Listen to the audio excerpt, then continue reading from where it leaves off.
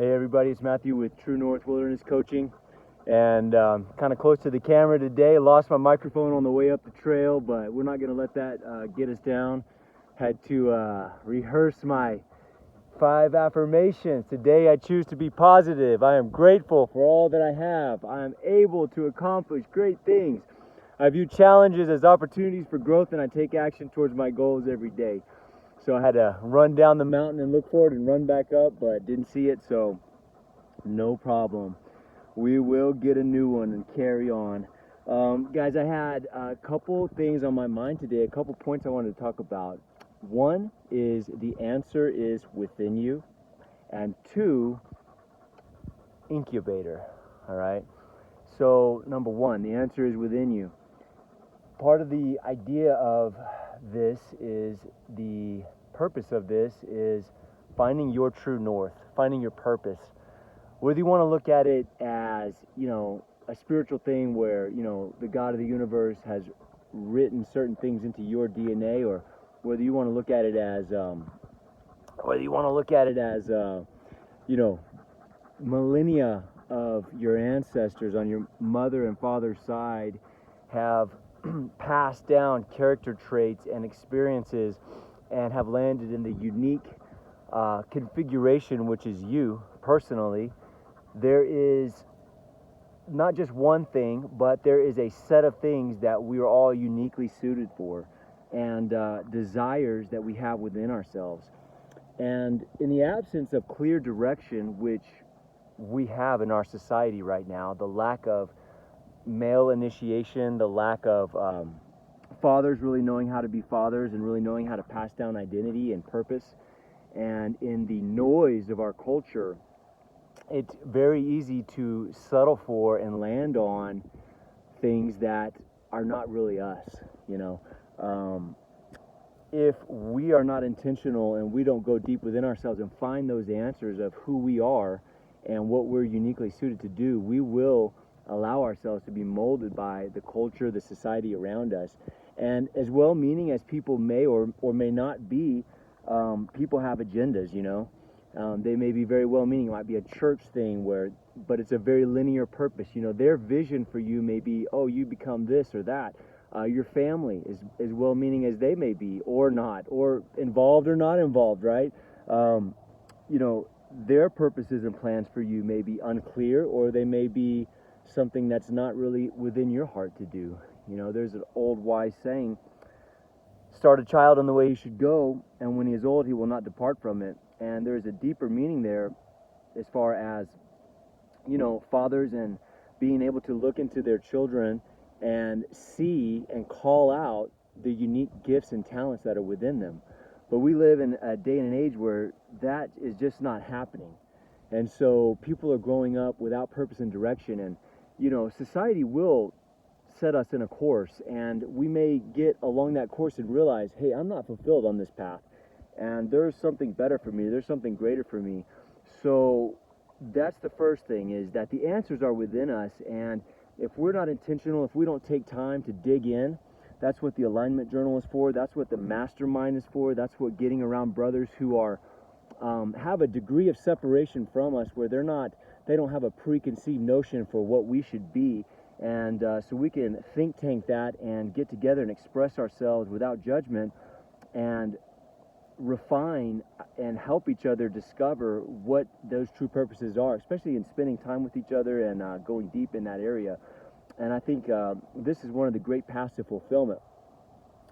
So that is, the answers are within us, and we're responsible to go on that journey and figure out what those answers are in all these different areas of our life. It's not unilateral, and then the second topic I wanted to bring up is incubator. Okay, so I want to use the analogy of bringing a child into the world. Oftentimes we get this spark of an idea. I want to be this, I want to do that, I have this dream or that dream, and there is a spark of energy, a spark of life, a spark of excitement about doing something. And I liken that to the act of, sex itself. There is a drive to get there, and then there is the initial joy of that. That's the planting the seed, so to speak. And, that is a joyful thing. But I think with oftentimes in our lives, we don't see those dreams come to fulfillment. They're like stillbirths or aborted things because they are not incubated. A woman goes through 9 months of pregnancy, and that's a very difficult time, not only for her but for the male as well. He has to provide and take care of her and do extra work and deny himself many things, and it's a difficult time. And then going through the stress and all the things that are associated with that until finally a child is born into the world. But when that child is born, the joy of seeing that child is much greater than the stress of getting there, and it's also much greater than the joy of creating the child. I mean, holding that baby in your hands and seeing the miracle of life that you're holding, and the awe and the wonder that come with that, the connection of the generations all the way back to the beginning of time of humanity, is such a powerful thing. It far outweighs the initial spark. But we don't get there unless there's an incubation period. And so what does that look like, when it comes to our dreams, our goals, our desires?